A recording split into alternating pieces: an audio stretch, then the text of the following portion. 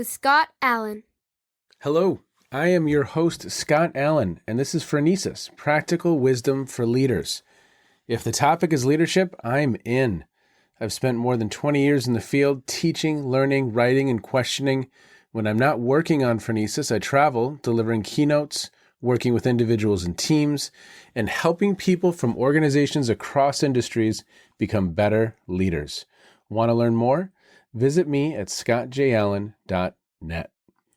Phronesis offers a smart, fast-paced discussion about all things leadership. We explore relevant topics and incorporate practical tips to help you make a difference in how you lead and live. Listen Notes lists Phronesis in the top 3% of podcasts worldwide. Phronesis is the official podcast of the International Leadership Association.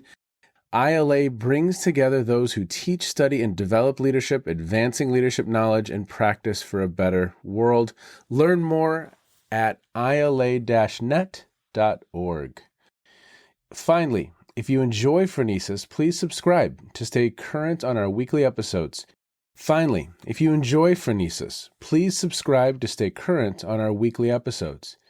you find an episode that resonates, please share it with your colleagues and friends. And if you want more content, subscribe to my newsletter, The Leader's Edge. The link is in the show notes. As always, thanks for listening. And now, here's today's show. Okay, everybody, welcome to Phronesis. Thank you for checking in wherever you are in the world. If you listened last week, we had a conversation with Jonathan Reams, and he has published a book. He edited a book, I should say. He didn't publish it. That would be too many hats, I think, Jonathan. But he edited a book, and it's called Maturing Leadership. And it's really looking at the cross-section of adult development theory and leadership. And so if you listened last week, you would have heard us kind of discuss the project, but also give you a little bit of a primer when it comes to adult development theory. And today, we have our first guest in this series, Marianne Roux. She has 30 years of global experience as an HR executive, future of work strategist, and professor of leadership. She holds a master's degree in HR and organizational psychology and Ph.D. in leadership in the future of work context. She currently runs Roux Consulting, a global niche consulting firm based in Dublin, Ireland, and teaches regularly at business schools around the world. She has worked for PwC, Accenture, Deloitte, and Mercer, and has held 2 HR director roles in 2 countries at Woolworths Foods South Africa and Cricket Australia. Her experience spans several industries, including retail, FMCG, mining, oil and gas, public sector, utilities, infrastructure, media, financial services, telecommunications, sport, NFP, health and pharmaceutical, and tech startups. Her work focuses mainly on future of work strategy, leadership development, and organizational redesign, and HR transformation. She has recently published a book on adaptive HR and a personal agility reflection journal, Knowing Your Superpowers is the Key to Your Success in a Changing World. And as we mentioned, she's also featured in this edited book by Jonathan, Maturing Leadership, How Adult Development Impacts Leadership. Marianne works pro bono on developing women and alleviating poverty and trauma. She has served on the boards of Hagar Australia, Hagar International, YGAP, and the Edmund Rice Foundation. She was chosen as one of 52 inspirational women at work in South Africa in 2004, one of 20 female entrepreneurs by Management Today in 2011 in Australia, and in 2015, she won the Excellence in NFP Consulting Award for the Worldwide Who's Who. Marianne, what else do we need to know about you? That's just incredible. That's absolutely incredible. What else do you want listeners to know before we jump in? I don't think there's much else. I would just say, it sounds that impressive, but I know lots of people like me in the country I grew up in. And I think so much of what I do was shaped by growing up in apartheid South Africa in a very complex transformation between governments and seeing the absolute best of leadership and the worst of leadership all together. And I would just say the South African core is probably very, very strong. And the African mindset and not seeing everything just through a Western lens is probably of a lot of what is informed and why I do what I do, if that makes sense. Oh, that's wonderful. Well, so you had you had a front row seat to a lot of that transformation then. That's Exactly. incredible. And that's really set the stage and informed how you view the world and how you think about work. That's incredible. 100%. And it made me also love complexity and really see people thrive in complexity and see that it doesn't have to overwhelm us if we are very adaptive and very resilient. And that's all of that sparked my interest in the work that I do. Oh, wonderful. Well, Jonathan, I know you have Yes, some questions for Dr. Roux. that's right. So there's a lot that is going on here. So there's a chapter in your book, and we'll focus on that a bit, but that was part of your PhD. It's also representative, I think, of this broad scope of work you've been doing. And maybe a place to start is this context of the future of work, or work 4.0. Could you say a little bit about what that looks like? Why is it 4.0 compared to 2.0 or whatever? Yeah, and that's the thing. You watch the world. I'm interested in complexity, right, Jonathan? So for me, it was, if we have these 66 very confusing, unintegrated leadership theories and practices out there, and competencies and behaviors and neuro and all these things, and nobody can make sense of it, and a million Google things and a million, airport books on leadership. How does one sit leadership in its context? And at the moment, the context is very much Industry 4.0. And I'm going to caveat that and say it was before COVID, Industry 4.0. But we now have a convergence of three things. So I think of future of work now, and it mustn't be hijacked by any of those three, by the way. I think of three things. The World Economic Forum had this quote that I use a lot in 2020, and it says, at the start of the decade, you've seen this convergence of three trends. And for me, future of work is a convergence of three trends. One is fourth industrial revolution, technology, acceleration. So AI, automation, robots, how that affects work, the more meaningful work, the impact that has on jobs, the reskilling, upskilling, all of that, the skills-led HR, all of that is Industry 4.0, which was slightly slack before COVID, but now has gone into major acceleration mode. So that's hitting us. At the same time, which I feel is a bit like the tail wagging the dog in my clients as well, is hybrid, is suddenly becoming future of work. So everybody's now forgetting about Industry 4.0, which is alive and well. And now really everything's about hybrid, but hybrid's a part of it, because now what the work is has changed, but also where we work has changed. Yes. So now we've got added complexity for leaders. Not just how people work is changing, but now where they work is changing. And then how they feel about work, number three, is also changed. Now it has to be purposeful and meaningful for me to even want to come back to your office or want to engage. And I've got a better choice of where I want to work and what you need to pay me and the flexibility you need to give me.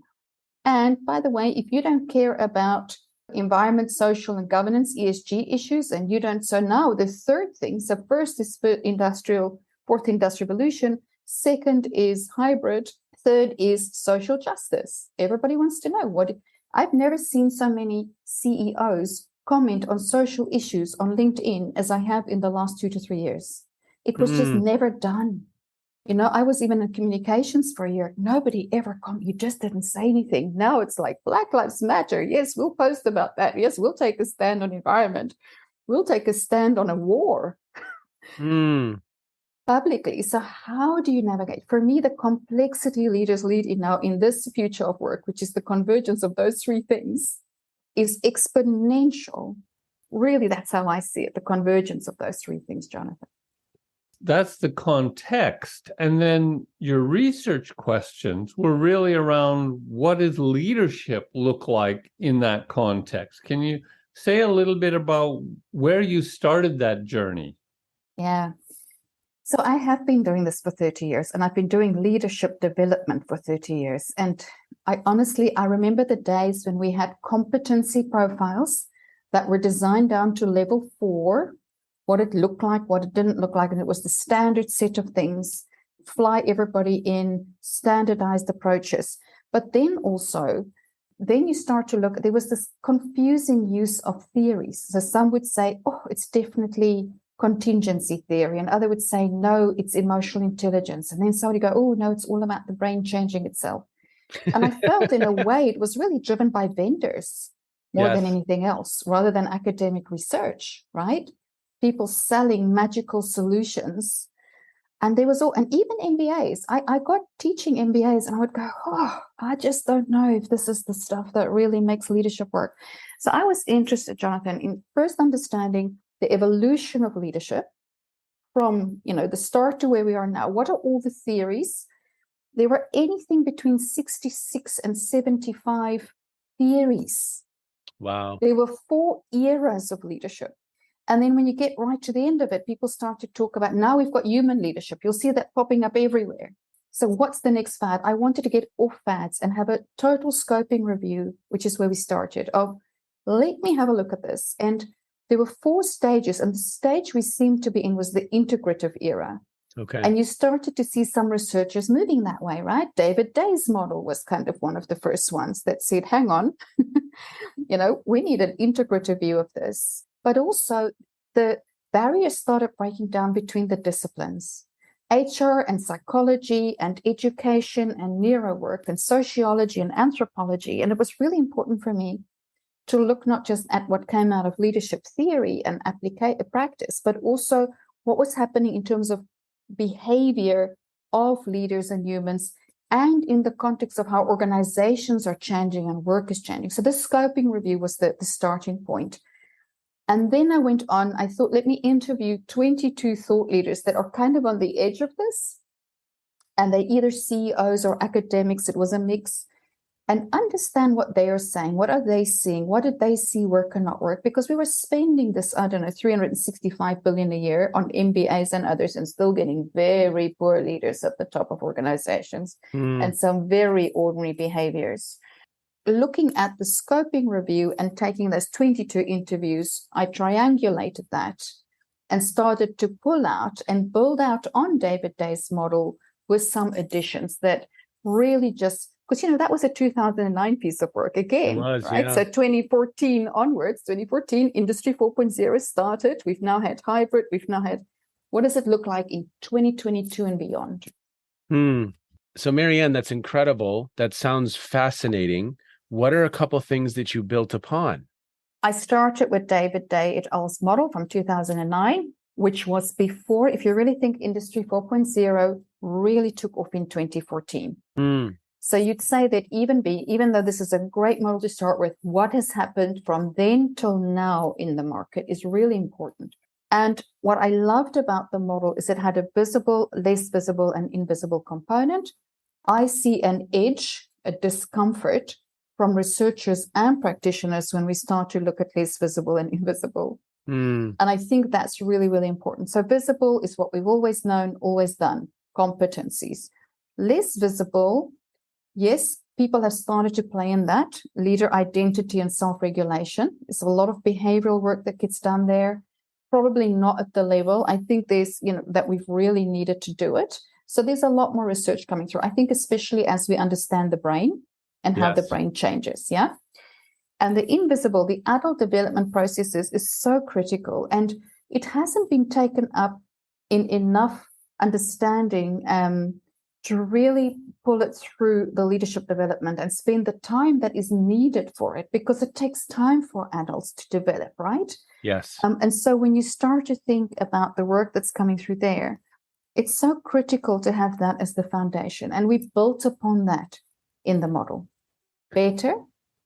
Yeah, and this is where we have gone with this book, basically. And David Day actually wrote the foreword to the book because he sees that this is an underdeveloped and under-researched area. And so the more work we can pull together, the better. And at the same time, it's when I remember reading Robert Keegan's In Over Our Heads for one of my doctoral classes back in the late 90s, we all said, what is he talking about? Because it was literally invisible to us, because there were not socially normative ways of talking about it. So you're having to kind of fumble your way into something that's the air that we breathe or the water that we swim in, but we don't know how to talk about it. And that's why I think David put that at the invisible level. But it frames everything. I mean, it Yeah. frames everything. It frames how you construct and make meaning of your educational experiences, Yes. your work experiences. I mean, it frames everything, right? Yeah. So then, Marianne, the question becomes, you were taking this model and some others that you found in your literature, but you were also, you've alluded to now, what has Industry 4.0 and the future of work added that maybe wasn't in that model? What can you say about those things? I think for me, from the scoping review and from the interviews, it was quite clear to me that, I was very interested in something else, which is slightly different, I think, in my view, again, open for interpretation, to adult development and leader identity, and that is sense making.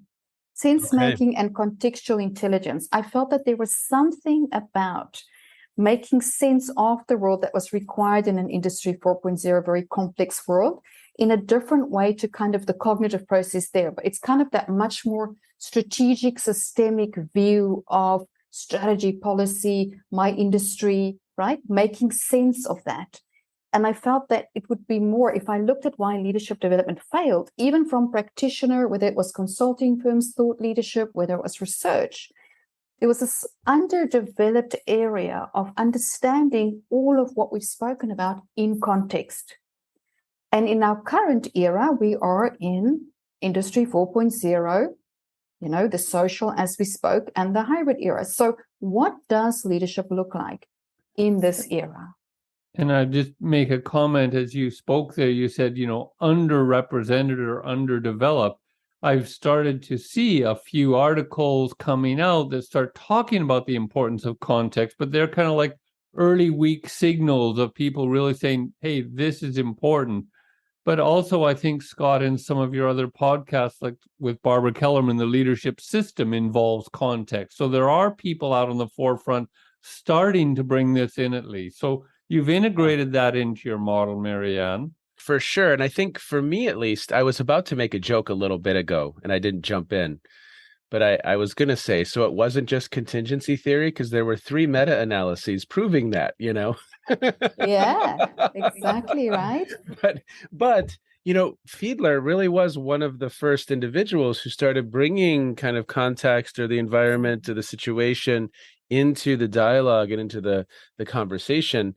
And I couldn't agree more. I mean, I have this idea of a paper called Into the Great Wide Open, because I think that's just, and Mary Ulbein is doing some nice work on thinking about complexity theory and thinking about the context, but it's big. It's really big. Yeah. And you're right, Jonathan, that Barbara will talk about the leadership system, that it's the leader, the followers, and the contexts is what she says, right? Yeah. It's fascinating. And if you're not designing your leadership model and your leadership development model with that in mind, I really feel like it's not relevant enough for the learning and application to happen, which then means we throw millions of dollars at generic concepts that don't land. Yes. And to build on that and transition, then you mentioned learning, because I know one of the things in your PhD is you found a lot of literature where leadership and learning were almost synonymous. 100%. We know that leadership is learning now. So the second piece I added, which is kind of something that came in from the side, I run, this personal agility book I wrote, the Superpowers book. I've always been working with, and early in my life, I had the opportunity to work with Stephen Covey in the 7 Habits in South Africa and Margaret Wheatley. So you'll always see me coming from, because they were involved in our transition, you'll always see me coming from the inside out and the outside in at the same time, right? And I think that's what made my vantage point probably a bit unique, is that I was very, very interested in what would the conditions be that we needed to help people with so that they can actually engage in these invisible and less visible processes, Jonathan. And for me, I looked at 7 habits and emotional intelligence, at positive psychology, and then growth mindset, and how Microsoft and everybody's using curiosity and growth mindset. And for me, just having seen this for 30 years, if somebody doesn't is not curious and they don't have a growth mindset, no matter what I do, the learning's not going to occur. And they're not going to be adaptable. The leaders are not going to be adaptable. That's why leadership is learning, because as you go up the layers and the complexity increases and this stakeholders multiply and it's more emergent, people are struggling to stay curious. They want to revert back. That's that less invisible to being the expert, or they work harder and burn themselves out at that achiever level. And they simply can't hold the paradoxes. They can't hold, but alongside that, if they don't have that curiosity of not being overwhelmed by it, but seeing it as interesting, I thought that was an addition. We really had to bring in the context and really that curiosity, grit, focus piece, less distracted to make this happen. I think an interesting way of framing some of this is that I think sometimes as I'm working with leaders, they construct the role as that they have to have the answers. And something I will, especially when navigating, we could call it wicked problems, VUCA context, adaptive challenges. We could go to a number of different ill-structured problems. It's more about, in some ways, are you bringing the right questions to the table? And as you're working with the team to identify the right questions to work, so that we can co-create and identify a path forward, because no one individual has the answer. That's not a thing. No. And in fact, the levels of collaboration required now and co-creation required now to lean into these really complex challenges is exponential compared to what it was before.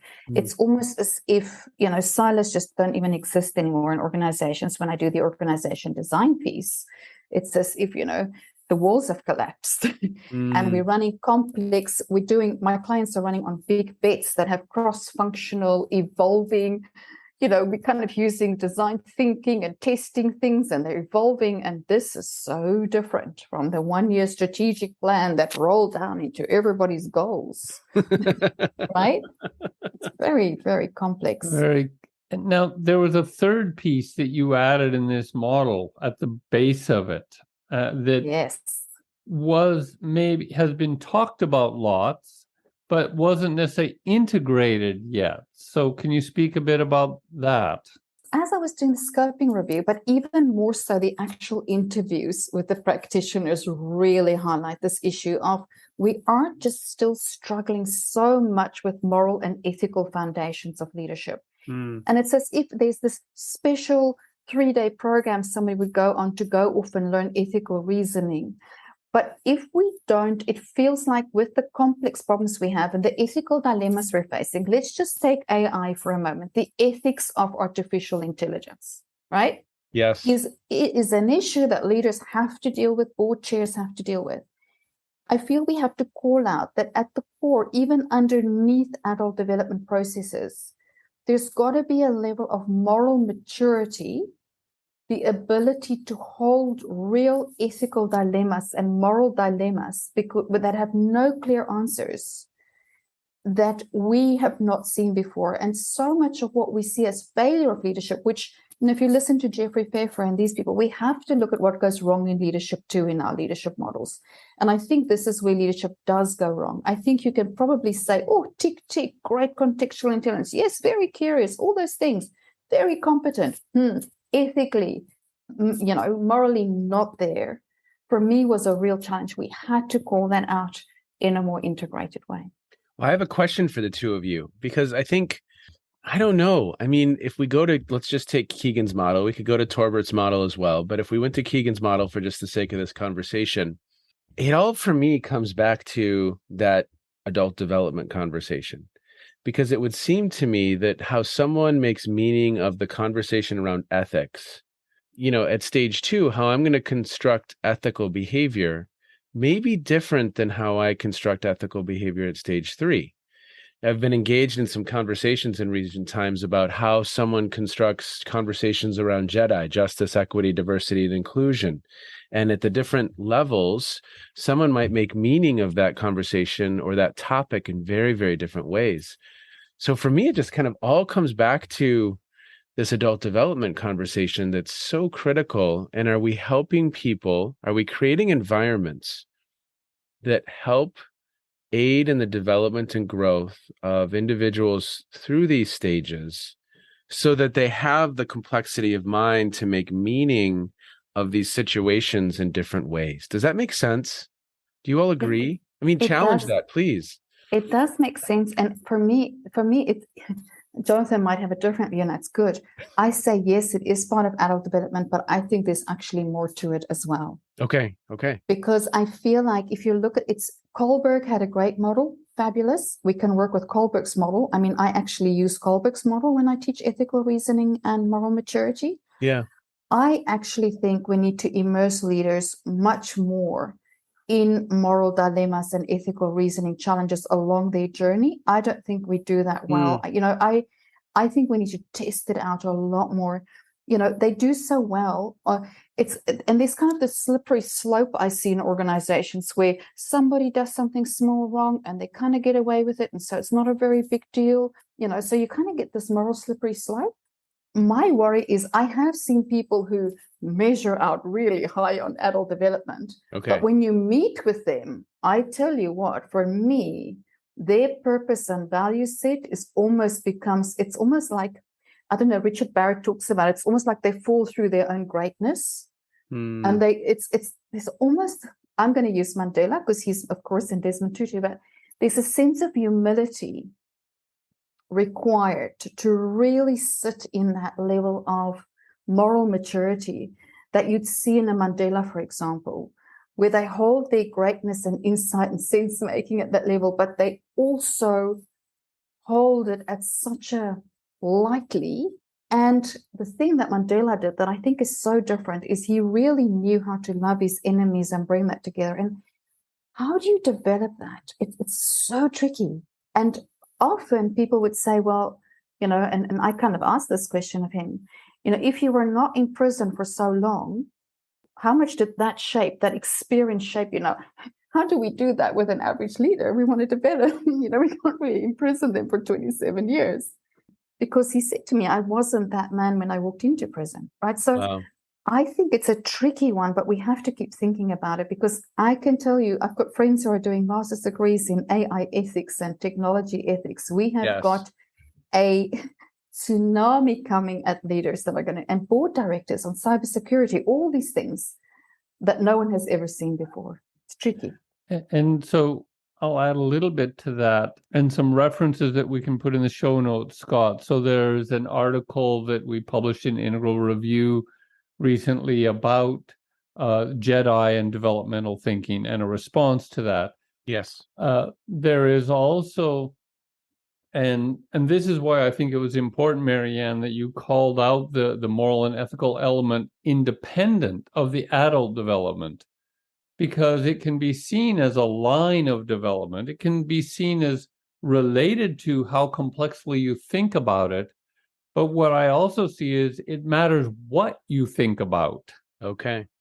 One of the things that I have in a model that I built and can talk about in my chapter is that prior to the complexity of thinking, we have this kind of moral element of, is our heart in the right place, so to speak? Okay. Do we have a heart at peace or a heart at war in terms of Arbinger Institute terms, or an inward or outward mindset, an I, thou, or an I, it relationship? Because that will set the course. And what happens is if you have an objectification of otherness, then what tends to happen is more complex reasoning serves to justify the otherness and not seeing the other as a person. Okay.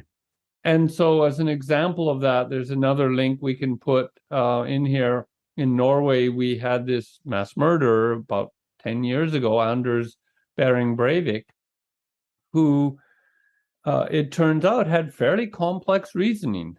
Yet at the same time, the most horrible atrocities in modern Norwegian history. So there's no guarantee that complexity of thinking or just ego development, it's development in service of what? I appreciate that, you all. I really do. That's very helpful. Marianne, now I know that the chapter in the book was the first part of your research, and maybe you could say a little bit more about the second part around developing a leadership development model or leader development model, and the third part about an actual case study, and tell us a little bit about what happened when you tried to apply this work in an organizational context. Sure. I think one of the first things that was really interesting when I was doing the definitions a little bit is I found a lot that talked about leadership and leader. So that was the first thing we had to resolve.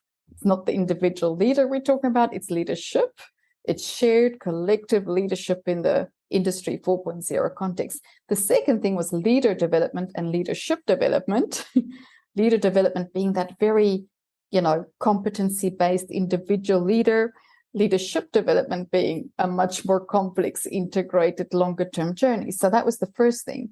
But also a lot of people I find people don't think carefully about what are we developing, which is our leadership framework, and how we are developing it, our leadership development framework.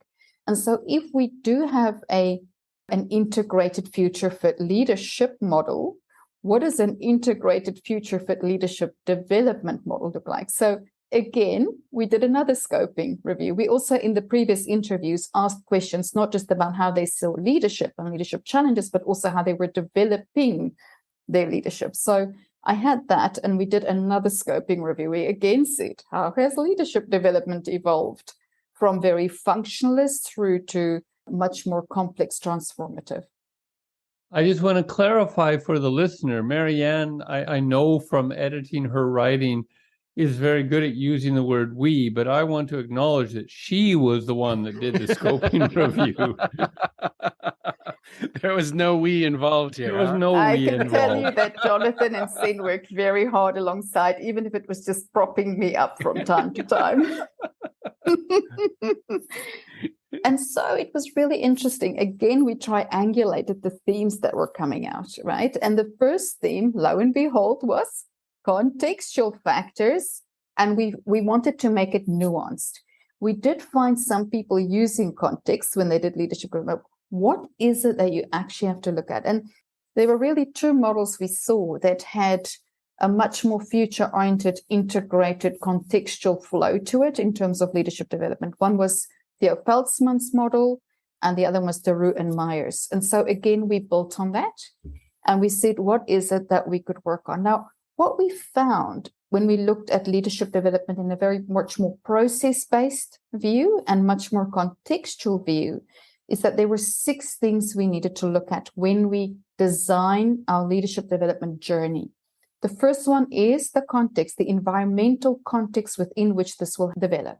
So lots of things, and I'll talk about the case study in a moment, but lots of things that we used. For example, of course, you look at the strategy of the organization. Of course, you look at the internal challenges that the leaders have, the real talent challenges, all the operational challenges. You really want to make sure it's embedded in their language, their industry. But you also, what we do, which is very, very different, we co-create with the participants. We actually do discovery surveys with the participants about how they like to learn, what they want to do, what worked, what didn't work, so that that environmental piece is a real deep dive into internal and external context, so that, and we take time. Usually it's so short if people even bother doing it. So that environmental context. The second one is the developmental context. Like, it's so important that we spoke about the model. Is it developmental in nature, or is it just a set of competencies thrown at people, right? It really has to be deeply developmental. It has to be relational. And this is really important. The balance of this one is tricky because you want to do collective leadership development where they're learning together and they're sharing leadership in their learning. But you also want to make sure, because David Day also says everybody has an individual trajectory, that you also personalize it to some extent to meet people where they're at. Otherwise, the development doesn't occur. So environmental, development, relational, and then pedagogical. Really tricky. Social constructivist, not functionalist in nature. Really important that we get into action, learning, reflection, real life application. I will never use a case study that's generic. I use, and this is where my consulting background's useful, I use real challenges, real problems. We'll talk about the case study in a moment. We used real clients with real outcomes. Yeah. So really that temporal. So one of the challenges we have is leadership development is lifelong. So what do you do? Everybody wants a 6-month program, a 12-month program, an 18-month program. Yeah. What do you do? Do you do micro learning, ongoing nudges? How do you create a lifelong leadership development journey? Adults develop lifelong, context change. So that's temporal and technological. And this is where COVID has boosted us into a new era. Virtual, blended, using augmented reality, virtual reality, learning experience platform, micro learning platforms. If we do not leverage a different level of learning where we can scale, personalize, social, all those elements. So for me, those 6 contextual factors have to be built into a modern future fit leadership development process. So that was the second part of the PhD. It's a long story, Jonathan, but that was the second part. I then had the opportunity, quite fabulously, to develop 150 global senior leaders in a professional services firm. And I was given over 24 months. It was going to be blended. And then suddenly it had to be thrown virtual. And we had to do all that complex development. And we literally took the leadership model and we applied it to their context. We did a 180-degree review with them and their managers. We did a discovery survey with all the participants.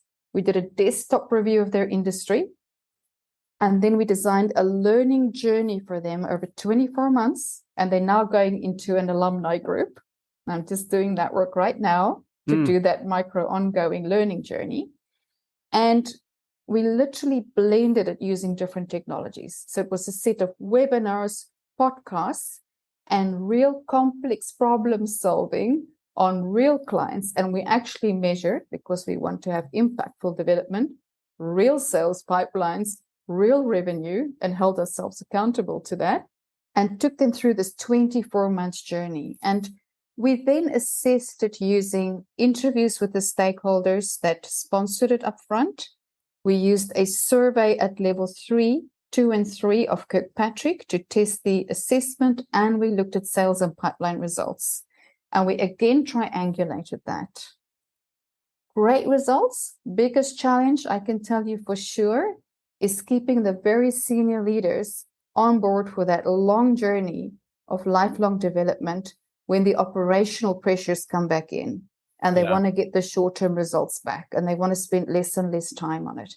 But we are actually winning. I'm still in that client, and we're now taking the next 400 through, right? And looking at how we scale. So I think it worked really, really well. What would I do next? Environment keeps changing. How does ESG, COP happened in between all of this. We haven't even dealt with that yet. Where is ESG taking us? There's a lot of hybrid wasn't so in full flight yet. That will change again. More things will happen. How do you keep evolving these models? I think is absolutely critical. Well, even as we begin to kind of wind down the conversation, Marianne, I just have so much respect, because having an individual who has been in the field and done the work for 30 years and combining that with the research that you've done, how you're thinking about this work, I think it's so cool that practitioner, scholar, those 2 dimensions to this work, it's just front and center for me. And I just love it, because I think, for at least how I see it, that's really what we need. We need individuals with that really beautiful blend of both that are helping to make sense in new ways of what we're seeing out there. Because oftentimes, at least in my opinion, in my experience, a lot of academics are not in organizational life every day. They are not close to the work.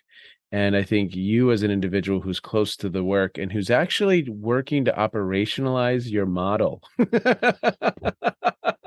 ding, ding, ding, ding, ding, like Absolutely. I need the crazy clients that are willing to trust me enough. And I luckily have this one. I have a few that are willing to just say, we'll just be your test labs. Go for it.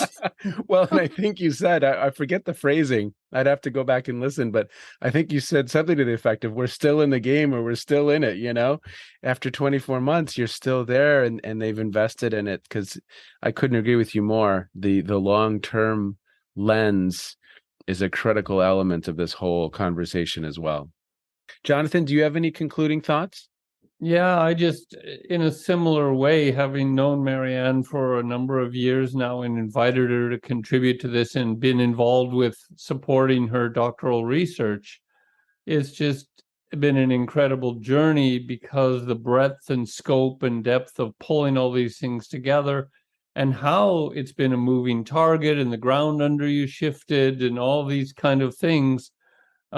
It's really been a pleasure to be on that journey, even though it's had its ups and downs and challenges, as you know, as all good doctoral research will have. So, but what's exciting about it to me is the need to continue to kind of push the edge of what do we need to consider, and how do we gather that in a way that is at least digestible. You can look and see a model and it kind of gives you elements, or you can have, here's the 6 things in doing leader development that you could think of in this. Having those kind of comprehensive models and processes that integrate things is becoming more and more relevant. Yep. Well, Marianne, as we wind down our time, we always ask guests what maybe has caught your attention recently, what you've been streaming, listening to, what you've been reading. It may have something to do with what we've just discussed. It may have nothing to do. Well, actually, there is one business thing and one personal thing. The business one is the McKinsey research on what makes a good CEO. I don't know if you've read that. Have not. Is pretty incredible. The latest book on the research of really lived practice of what makes a good CEO, I think, is so relevant. And even though it doesn't use any of these concepts, you can literally see it coming through in these CEOs, right? So I think if anybody's listening, I think that's a really good place. And by the way, I don't get paid by McKinsey to say this. On a personal level, moving to Ireland the last 7 months, Ireland is a very lyrical, poetic place. And the real reading of people like John O'Donoghue and the real spiritual lens that they bring to things and the wisdom is pretty incredible. And one of the things about the people here that I think is so good for leaders to know is that I've never been listened to or empathized with at the level that people do here, and a genuine curiosity, interest, and care and human connection that I've almost never experienced. Wow. And for me, I'm really trying to get in underneath that to say, why is it so easy for people to do that here?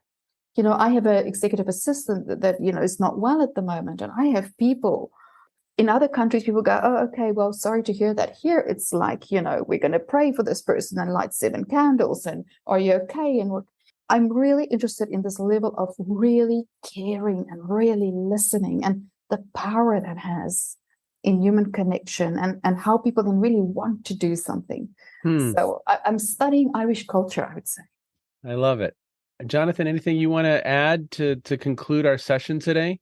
No, I'm thrilled to be able to, have this opportunity with you, Scott, and to have you, Marianne, and all the other authors that we're bringing in. It's great fun for me to have been on the journey of pulling together the book and doing all the editorial work, and now to get to kind of promote it on this kind of platform and share with a broader audience who may not have wanted to buy the academically priced book, but now as it's out in paperback, can actually try to make use of this and have this kind of easy to digest intro to these things. I'm really excited about that. Well, Jonathan, thank you for the work that you do. Dr. Marianne, thank you for the work that you do. And I heard you say something like, in my conversations with Mandela, maybe we'll have you back and we can talk about those experiences, if I was hearing correctly. And I just say that there are actually others that made that happen and that worked with him full time. And so we might have a slightly broader chat with a few other people. That would be really Nice. interesting. Oh, that would be a lot of fun. That would be a lot of fun. Well, have a wonderful day. Thank you so much for being with us. And for listeners, thanks for checking in. Jonathan, we titled this episode, There's More to It. What do you think? I think that this came because as we listened to Marianne, it became clear that there's just more to leadership development than we'd ever imagined. Mm. You know, the kind of extensiveness of the literature that was reviewed and the ways that integrative models were built.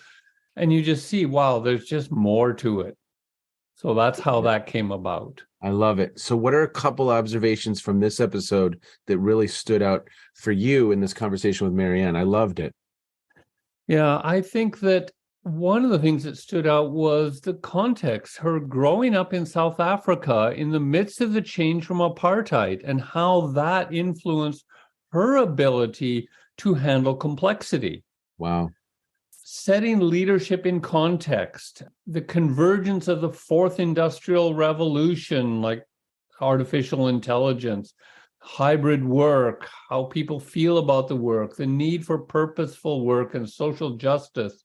These all kind of stood out as part of the context of leadership. As I talked about briefly, the hard work of doing a scoping review, even though I know it was bounded and narrow, wow, that's a lot of work. And then to take integrative models and try and see what more is there to it. The notion of invisible or less visible aspects of these models. Taking, for instance, David Day's model and saying, yes, and there are things kind of implicit. How do we make them explicit and visible? The centrality of learning really stood out for me, that leadership and learning are becoming more and more synonymous. And the importance of ethics and how that is independent of notions of adult development and content, and how important that is to bring into the models.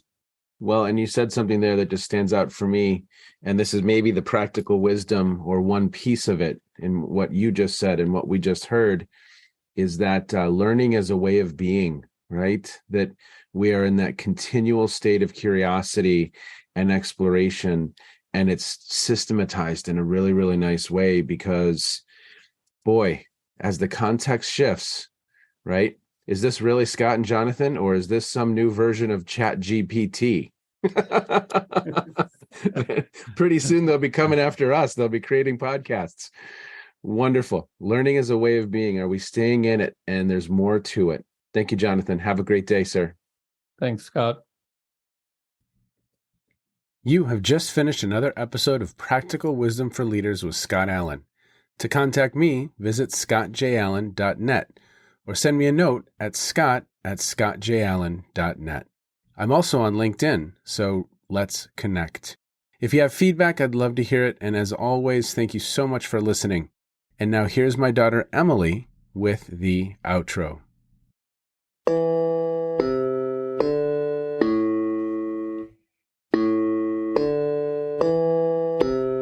You've been listening to Phronesis, Practical Wisdom with Scott Allen.